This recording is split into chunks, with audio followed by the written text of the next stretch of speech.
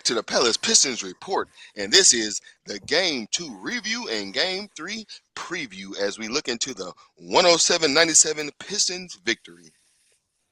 So, with Game 1 and 2 both being 10-point victories, guys, and also another layer of that onion, this is also a part of a 5-game win streak. So, Caddy, please start us out. Tell us or give us your thoughts on Game 2.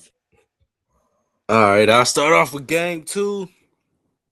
Um, I like the fact that they started off strong. They started off, usually they get a slow start, but the fact that they started off fast, man, and then they play good defense. But the thing I'll be worried about is them losing the lead. But you know, we got to start off fast. But you know, other than that, everything if everything go right, I ain't gonna say sweet, but we looking pretty good No, right no, now. no. We talking about Game 2. Just how did Game 2 go? Like they look pretty strong. So Yeah, how we did got Game 2 go?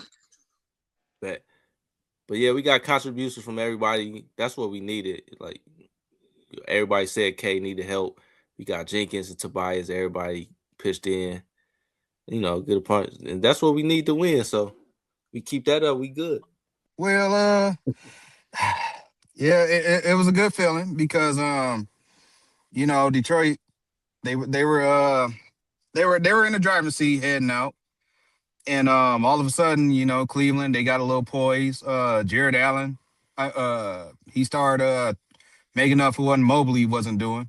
So he kept him in the game along with Donovan Mitchell, but it was a sigh of relief that it was like Caddy said, contributions coming from everybody, and they were able to, even though Cleveland was closing in on them, like in the fourth quarter, they was able to spread that lead out and do what they needed to do to close it out. So yeah, it was a good contribution from everybody, and yeah, I'm gonna say my box score. The reason why they won, I'm gonna say that for the box score. But yeah, it was a good game overall. Yeah, I say this, fellas. They playing good team basketball. I'm loving what Unk and Dunk is doing. Tobias and Duncan, man, they hold it down offensively for us right now. Dunkin' Unk and Dunk, my Joe. Dunk. So they hold it down for us, man. You know what I mean? They contributing a lot for us offensively with Cade. Durant's playing a lot better, scoring a little bit, but he's playing better defense this series. So he's holding down there, and they holding Harden down, man. He turned the ball over a lot. He's not really doing much, so they locking him down and playing good team basketball. So they look good in game 2. They had some struggles at points where they closed in the game, but overall the Pistons looking good for the first 2 games. Yeah, I'm gonna make it unanimous and agree with what everyone has been saying about the Pistons. Games 1 and 2, they've been looking good. They've been the aggressor, and by that I mean they've set the tone and pretty much have controlled both games from start to finish. Everybody's stepping up. They definitely started off this series a lot better than they did the last series, which I love to see. And I want them to keep it up. And yeah, it was a good. Kate had a good game. Durant had a good game. We definitely got to see Ron Holland play a little bit more than he did the last series, so that's a good thing. Um, but yeah, we've been trying to keep Harden contained, which I love. He had a bunch of turnovers, so we definitely need to keep it up and keep the foot on the gas and not let up. I want to say we're gonna get a sweep, but realistically, probably not. But I don't see why we can't come out on top. Word, word. So a couple of Yeah, you and they guys had playing it. different. Yeah. They started off different from the Orlando series. How they do it, Quincy? They flip flop, flip flop, flip flop, flip Yeah. Flip flop. Flip flop, every flip flop. Or well, ironically, speaking about flip flop, James Harden. A couple of you guys mentioned this guy's name. So and how the defense has affected him. So Quincy, I'll let you start it out. James Harden. Is it the Pistons or is it just old age has finally caught up with old James Harden? And I'm sorry, Um, and Pistons defense, just for anybody out here who's counting. yeah, Pistons yeah. defense or old age for James Harden.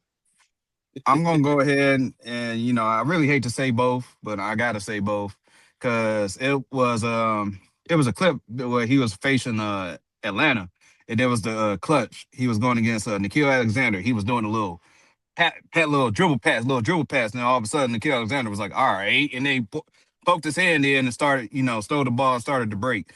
We've been seeing this James Harden all year, and but the Pistons' physicality is adding to it, so that's why I believe he's looking as bad as he has so far. But it's a collection. It's both, in my opinion.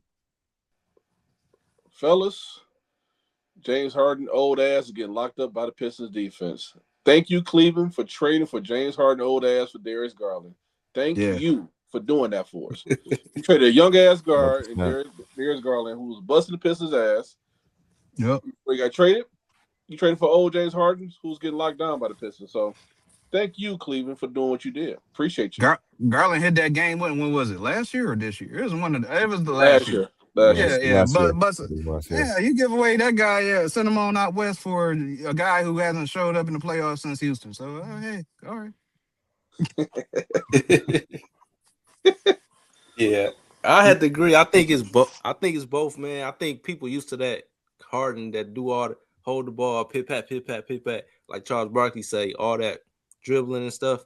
And you know, he not the same James Harden he was back in the day. So with the Pistons being physical and checking up on him while he doing all that, they like he just not the same. So even he don't even really have the speed to get past you no more. So it's just to the point, if you got good defense on the team and you playing against them, you can have him turn the ball over easy.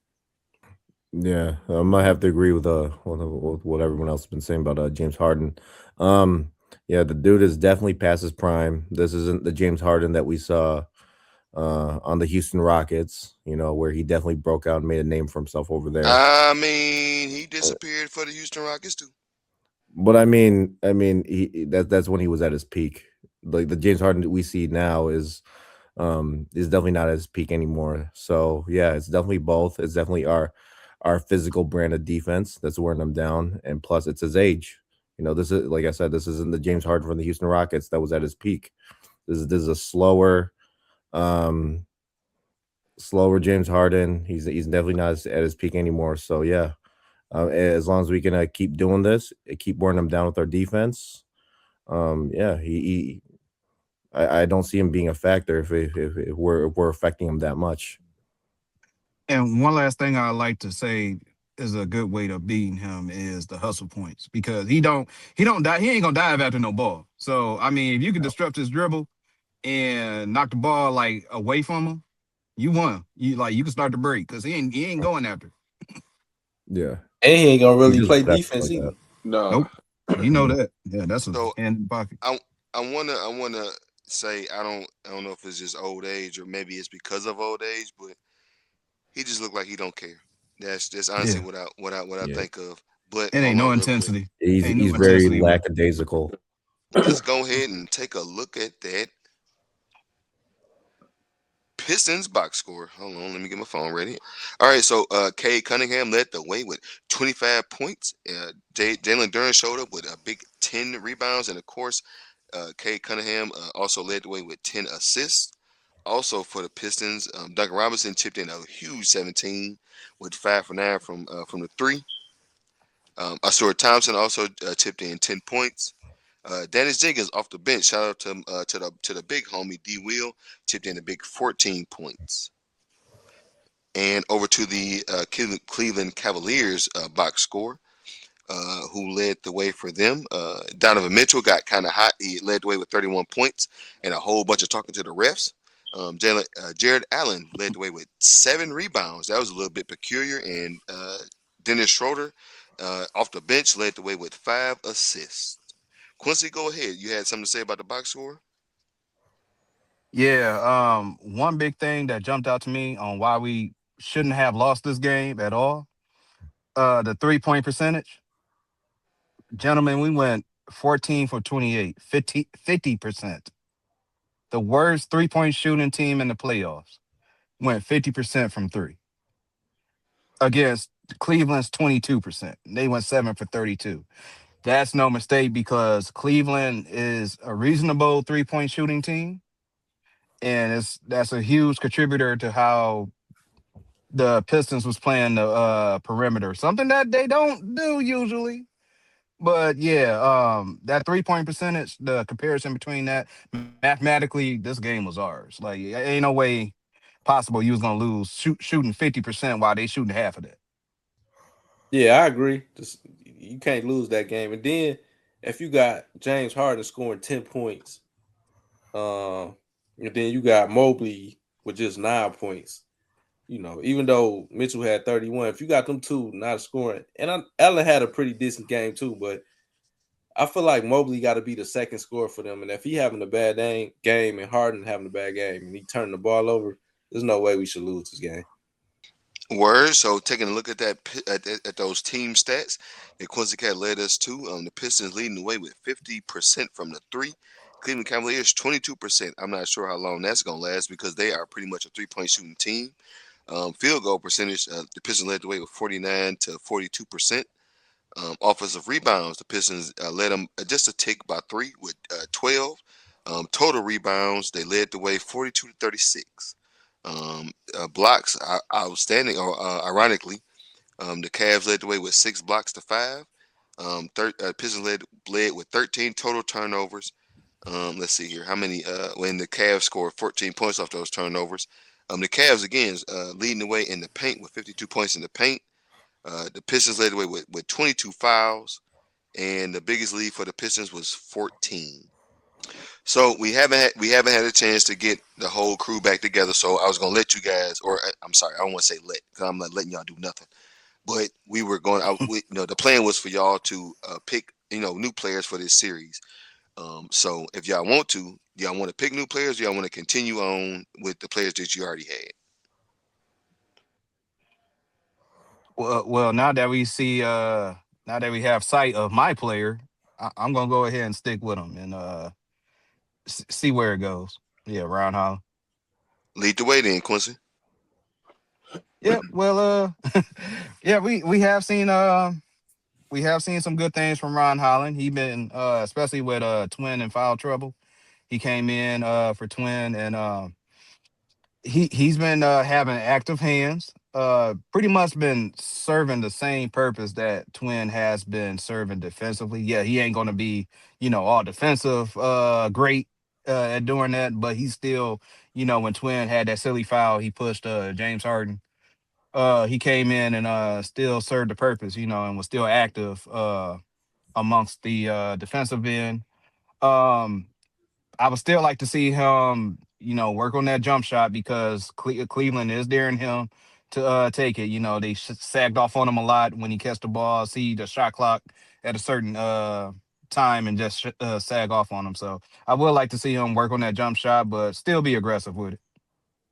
I like the fact that Ron Holland is valuable on the floor, and he's not a scorer. But I just want to say, you said that was a silly foul.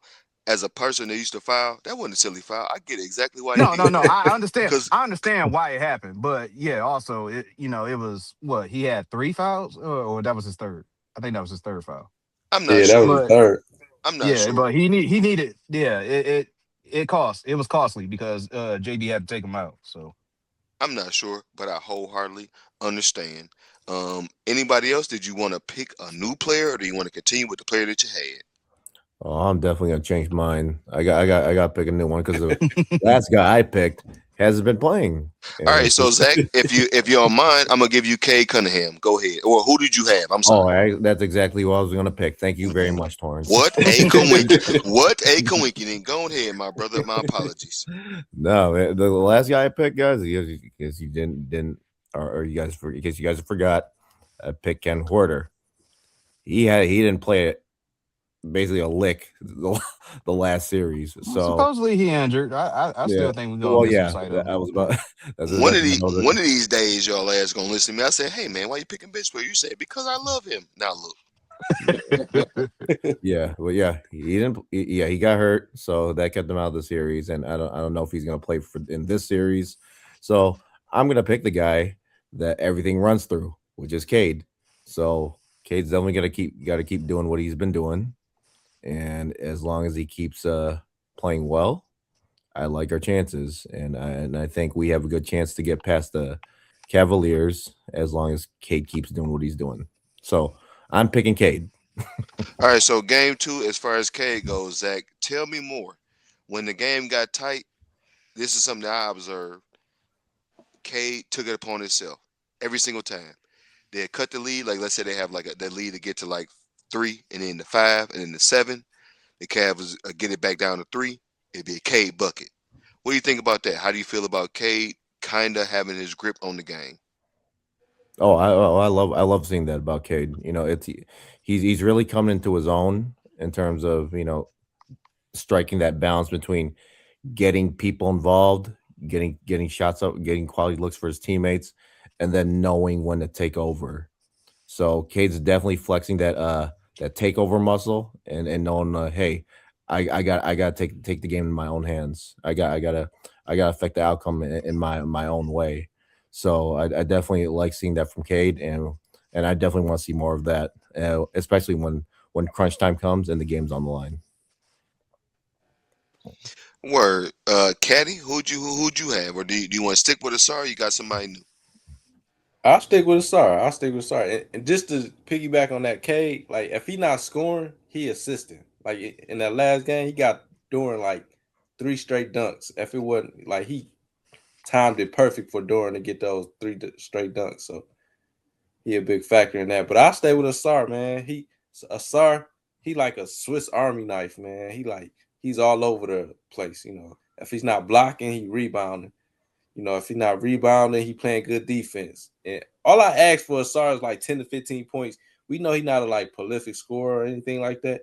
But if he give you 10 to 15 points, play good defense, get rebounds, and get key stops, that's all you ask for. And he been doing that. So I couldn't ask for more, from Asar. Asur and his brother is my favorite players for different reasons. His brother is my favorite player because he beat the hell out of somebody.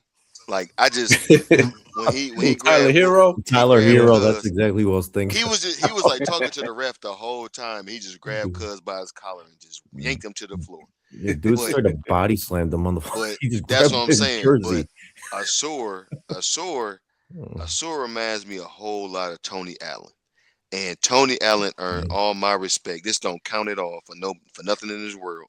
But Tony Allen earned all my respect when Memphis beat OKC in that playoff series, and he shut down a 7-footer, a 6'4" player shut down a 7-foot whatever in the hell you want to give Kevin Durant, the greatest one-on-one offensive player. Yeah, yeah, yeah, yeah, yeah.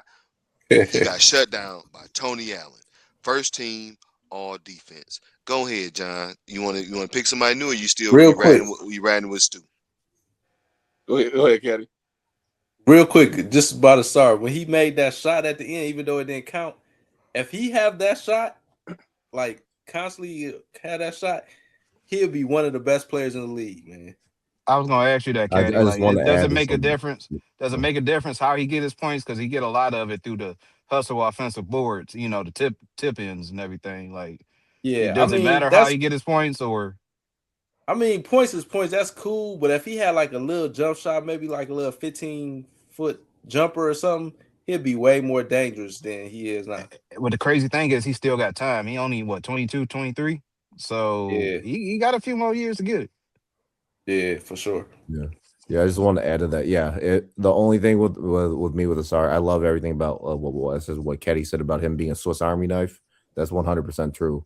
But yeah, all he needs to do is develop a consistent 10 to 15 foot mid range jump shot, and he'd be golden. I don't need him to be like necessarily a lights out shooter from deep.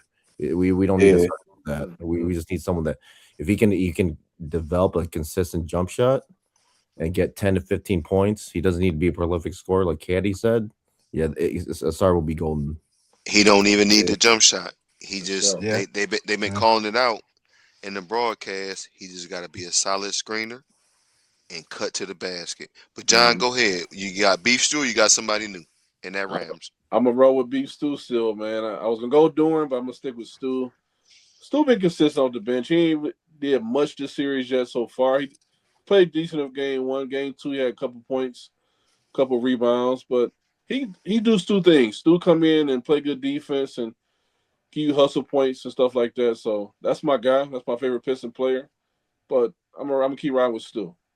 One thing I would like to, since you switched off during, I would like to say he's the player to watch over these next two games because I guess you could call it that JV kind of called him out like, how the hell did Donovan Mitchell get her board on you? Like Yeah. I'm there with it. I'm like I'm so glad he said that on live television because I'm sick of it. Where are you? Where are you, man? I could tell you exactly I why. remember that. And this is during the game. I had the thoughts of these guys think they got this one. They was out there playing too lax. Jalen Duren himself. This is one thing that I noticed exactly, pinpoint. Jalen Duren was out there grabbing rebounds with one hand. You know what I'm saying? Like looking cool, whatever. You know, I used to do that too sometimes. But looking cool, grabbing one hand rebounds like cuz. What is you doing? But let's go ahead. Do y'all have a consensus player of the game of game two? I'm going to say I'm gonna go Tobias again, man. Like Me too. Tobias really been he's really been impressing me, and he's playing 180 compared to what he's been playing in the season. Like I said specifically, he was playing so bad. I was like, I really just hope he's saving himself for the playoffs because if he play like this in the playoffs, we got a lot of work to do. And fortunately, he's turned it around. So it's been Tobias and Cage so far. For sure. I'm gonna say this, man. Tobias averaging 20 points a game is crazy for both series, man. So Tobias been holding it down for us offensively besides Cage. So I give Tobias his props, man. He been holding it down. And he been holding down Evan Mobley. Like I said last game, man. Yeah. Mobley ain't really go off like that. So to hold Mobley down a 7 footer like that, I give Uncle T his props. Uncle T has been holding it down defensively and offensively. Yeah, and I agree with Tobias, man. He been consistent through these last what 5, 6, 7 games. He just he get you the 20 you need. Everybody said we need a second scorer. He been that second scorer for us. So you know, he hit timely shots when we needed in the clutch. Even though I thought he was about to have like a hip replacement on that one play, but He grabbed his leg. I still remember but that. yeah, Yeah, he been consistent for us. So I had to go with Tobias.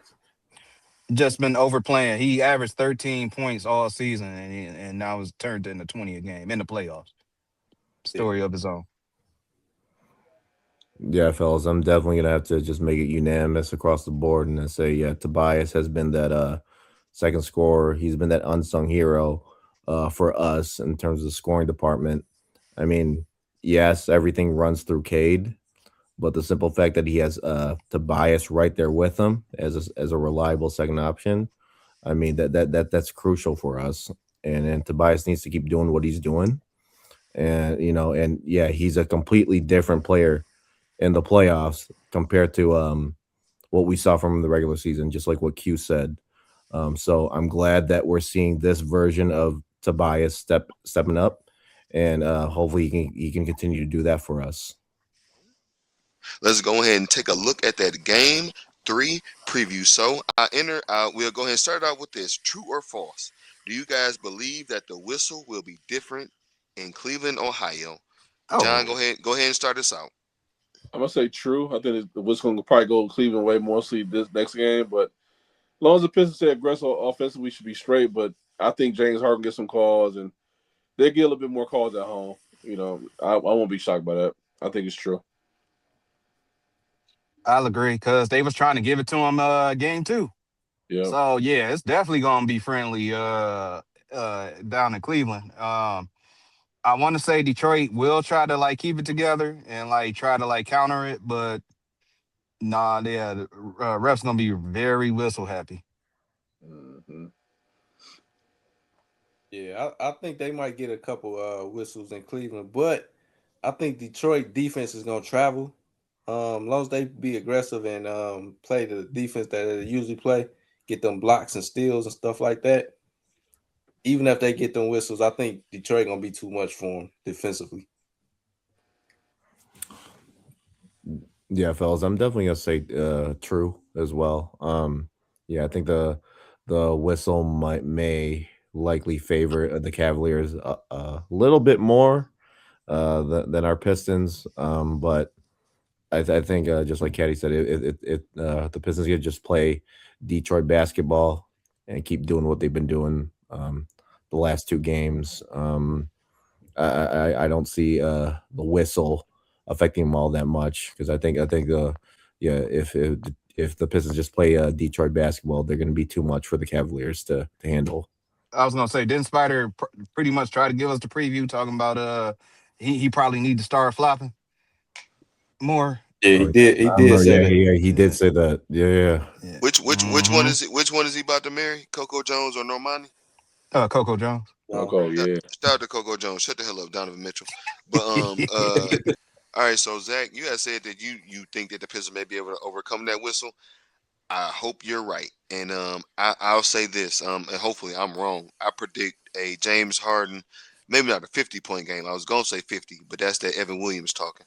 I predict a game, a James Harden and or Donovan Mitchell explosion in Cleveland, because that's man, that's that's how it go, and that's the only reason why I truly believe that James Harden really disappears in the playoffs because he depends on the whistle, and the whistle usually goes a little bit different in the playoffs. So Quincy, please go ahead and lead us off. Go ahead and give us your for the Pistons to win Game 3 in Ohio with the whistles and everything else, of course. And of course, let me take a pause. Anybody else want to join in? Take a quick pause for the cause, and that cause is fuck Ohio.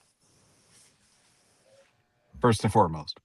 But But but go ahead, Quincy. Go ahead and give us your if you give us your if you have any offensive and defensive keys for the Pistons victory in Game 3.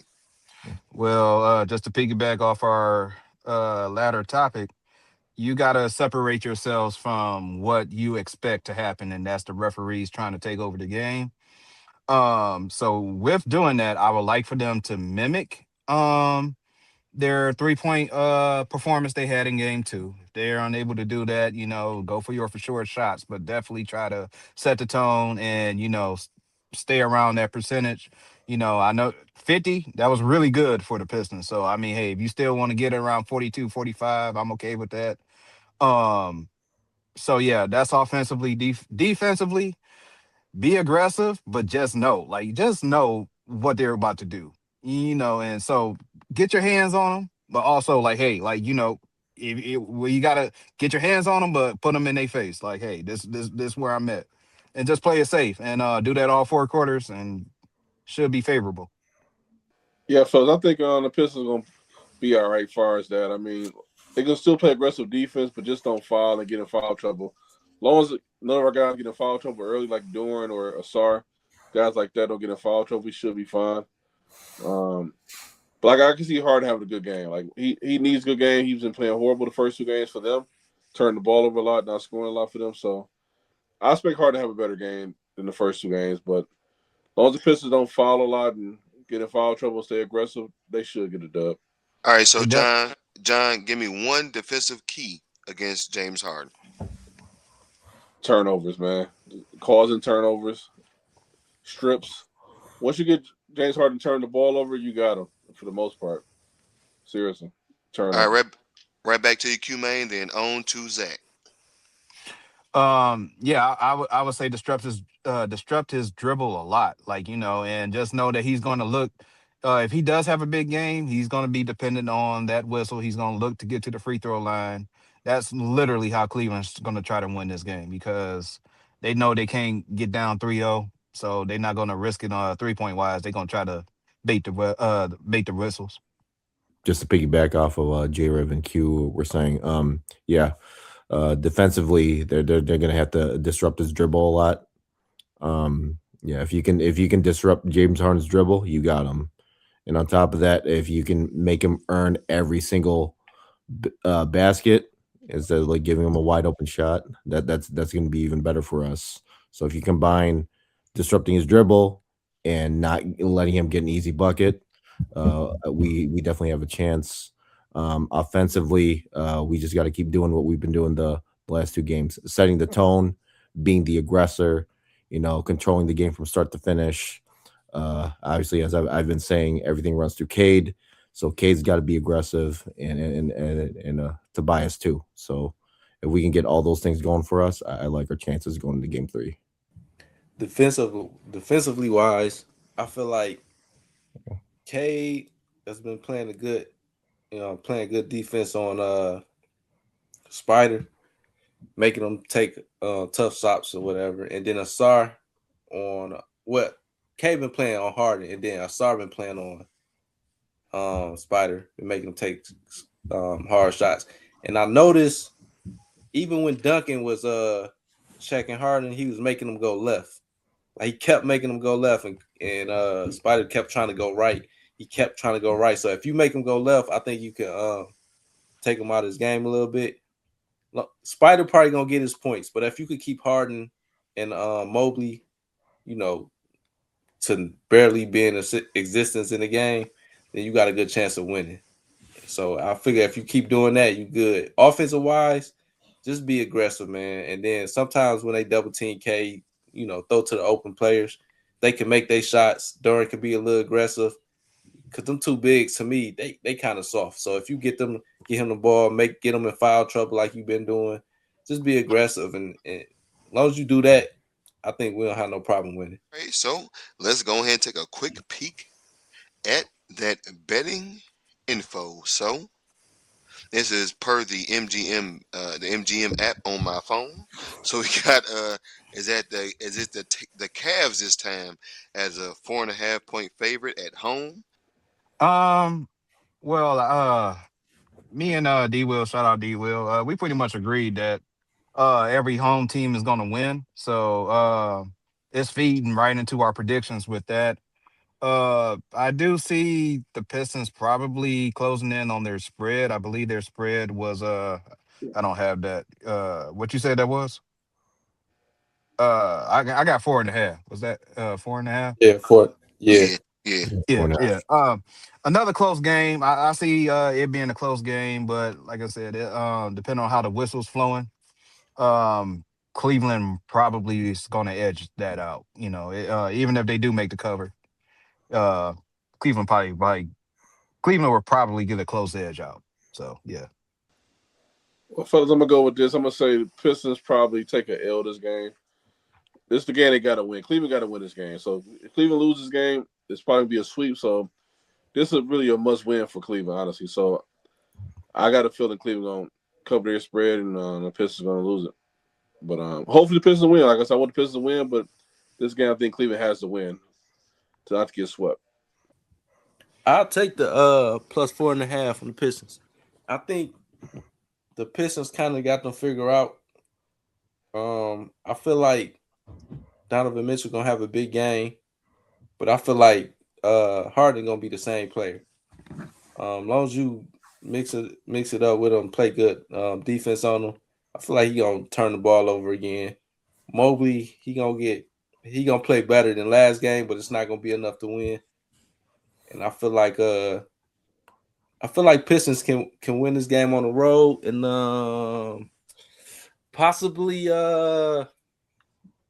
might have to bring them brooms out. You feel me? Oh uh, wow, he really got a Right? broom. And don't forget the dustpan, man. Don't forget the dustpan.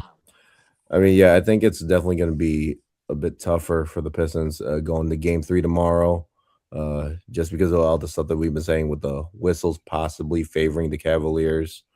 But you know what? I hope the Pistons hopefully pull this one out.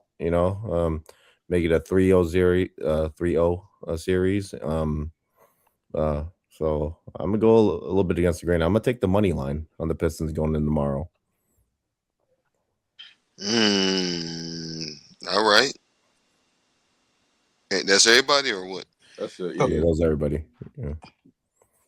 All right. So honestly, I don't know how to feel. I kind of feel like the fix is in. If you want me to be honest, I feel like the fix is in, and we all gonna be talking about the refs more so than anything else in Game 3. I hope I'm wrong. So go ahead and looking at this here. This is the points, rebounds, and assists. So the over under is 41.5 for Cade Icewood. 16.5 for Duncan Robinson, 19.5 for Diana Asura Thompson, and 17.5 for Dennis Jenkins, and 6.5 for Isaiah Stewart. So I'm gonna go ahead and from top to bottom, or from bottom on up. Quincy, go ahead and tell me you're taking any of these bets. What do you think about those bets? You got $17. What are you doing with it? Going Swiss Army knife with Ashura Thompson. Cade, I would like to go Cade, but he's been kind of slow up until the fourth quarter or like late in the third. So kind of hard to go that route, and I don't even know what JD doing. I feel most comfortable with Twin. I'm gonna say I probably feel the same way as Q Main, probably a star. But I feel confident K getting his numbers. I think K to get his. I wouldn't, Stu, my guy. I wouldn't touch Stu on no bets right now. I wouldn't touch Dorn either. But I touch definitely a star for Wait sure. a minute. Wait a minute. You said you wouldn't touch Stu on a 6.5 of points, rebounds, and assists. Oh yeah, I touch him on that for sure. PRA. I Yeah. thought it was just points, but yeah, with all those, I think he get that for sure. He'll get that. Pause. Pause, because you'll touch him. Ah,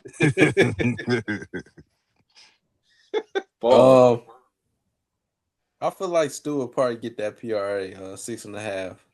I feel like he should be able to get that. Duncan, they really ain't have a. They really don't have nothing for Duncan. Like I think if I'm not mistaken, he averaged like 4 or 5 threes in the game.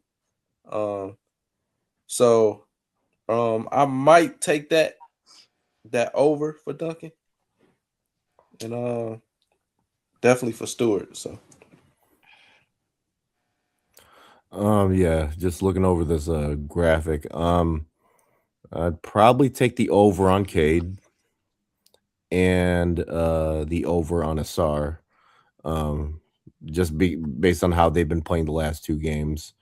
I could see them like keeping that momentum going into game three. Um, and as for Isaiah coming off the bench, yeah, I don't see why I wouldn't take the over on that one as well.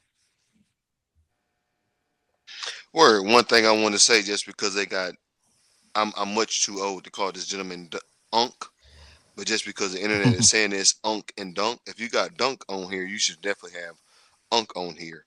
But so let's go ahead and head on out the door on this one for the game three score predictions.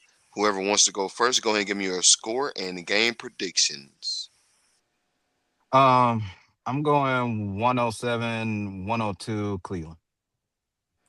I'm gonna go 102-97 Cleveland. yeah, I was gonna go similar to that. I was gonna say 102.95 Pistons. All right. I'm gonna say 108 to 105 Pistons. I'm gonna say it's gonna be, if it does get bad, this is a big old if, right? If it's doing the heavy operating in this sentence, but if the Cleveland Cavaliers win, it's gonna be by a wide margin, and it's gonna be, we all gonna talk about it ain't gonna be nothing about the game. It's gonna be about the refs, and it's gonna be like 120 something, 130 something to 90 something. It's gonna be something. It's gonna be one of them kind of games. You That's think what like I'm. the Pistons will just concede, like, and just empty the bench early, like, and It just ain't gonna be nothing you could do. Like I think James Harden gonna have an explosion. I think Donovan Mitchell gonna have an explosion. If y'all ever know, not I don't, not to say it like that, but he be switching. So he be when he get an and one, he starts switching. So he gonna be switching all night. Jared Allen probably gonna have a good game. Evan Mobley probably gonna have a good game. I see Jalen Duren in early foul trouble. Probably Cade Cunningham in early. It's one of them classic old NBA games like Lakers and Spurs when they was playing in San Antonio. Shaq have two early fouls. Derek Fisher have two early fouls, and Rick Fox have two early fouls, and Kobe out there looking like a crazy person. So I think it's gonna be like one of them kind of games. It's gonna be a whole lot of early fouls for the Pistons. And it's gonna be a wide margin late for the Cavs. Of course, I hope that I'm wrong, but that's just what I'm predicting. And if it's not game three, then it's game four, because I don't think they're gonna let them boys get swept. So, heading on out the door, do you guys have any final thoughts before we end this? I would like to. We still need Jalen Duran. We need the real Jalen Duran. Please stand up. We need him for this game. Yeah, I feel like if everybody play their game like they been playing, I want a 20 and 10 from Duran. If we get a 20 and 10 from Duran and everybody play the game they've been playing like as of this series, I don't see no way Cleveland can beat us. I'm gonna say the same thing, fellas. Keep playing that game. Keep playing good defense. Keep playing style of play, and not get in foul trouble tomorrow. That's gonna be the key. Not get in foul trouble. Keep playing style of play. They should get the win. Like I said, the whistle go crazy. Like Torrance said, they probably won't get blown out. I can see that happening too. So just keep playing how they're gonna play, and they should win this game. Yeah. Going tomorrow, they just need to keep playing, keep doing what they've been doing. Just keep playing Detroit basketball. Be aggressive, obviously, like John said, but stay out of foul trouble. Um, and just piggyback of what you guys have been saying about Duran. He definitely has to step up. If we can get like a monster double double from him, like 20 and 10 or 20 and 15. Yeah, I don't see the Cavaliers beating us. If Duran shows up like that, no way. I about to say I don't know what everybody all of them got against Harden, but they be at Harden head, man. They be trying to hurt him. You ever you probably never. I don't know if you grew up watching National Geographic, of course. Us being what y'all used to call us country. We used to watch a lot of like nature and shit like that. So they used to throw a lot of chum in the water. That's why. Cause that nigga's chum at this point. That nigga old. He throwing the ball to anybody. Like it's a clip out there of D Wade, D Wade, when they show.